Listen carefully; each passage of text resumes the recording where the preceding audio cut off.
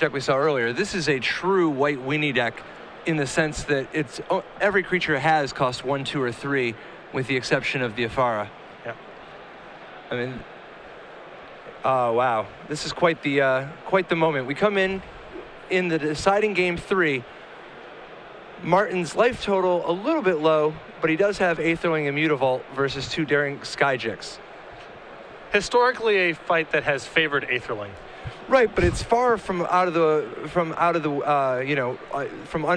because the Skyjix capable of flying over the Mutavault and Aetherling. If Derek were to find one more attacker, yes. One more attacker, because the Aetherling is going to need 3 turns to kill.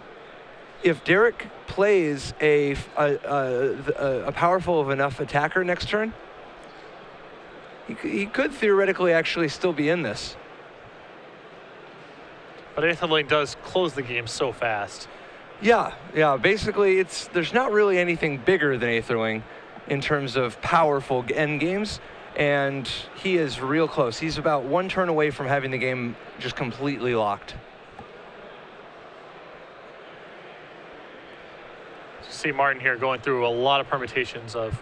Yeah, here the big question is how much mana should he use on this Aetherling, if any? And he ends up using none. He's got Syncopate, but he just wants to be as careful as possible. Maybe he's just waiting for 1 or 2 more mana to finally be able to really flex his muscles here. Yeah, it's interesting. You have to make that decision of, I mean, if you attack with the Aetherling 1 time and just do 4 damage, it costs you 1 mana to untap it, but you reduce the clock by a full turn. However, Martin doing the math, deciding he wants to save as much mana as possible. And here is a detention sphere from Derek.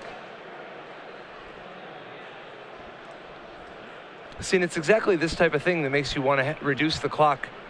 Oh, now we see the truth. So a Fated Retribution here at instant speed is going to take care of the 2 Daring. And this makes it wildly clear why exactly we're on this plan.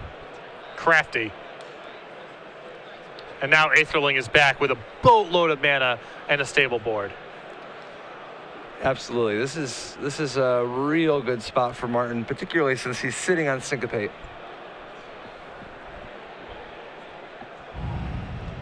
Goes in, fires up the Mutavault, attacks with Aetherling and Mutavault.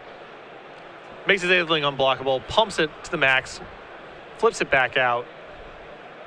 Interestingly, no longer able to syncopate very much.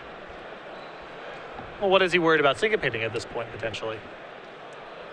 Yeah, I mean, just about the worst thing that could happen to him would be maybe like a Pithing Needle. I mean, there's not really a lot that can even interact with him at this point. And even at this stage, you know, the 4/5 is good enough to get the job done with no text. Yeah, absolutely. And there we see the hand.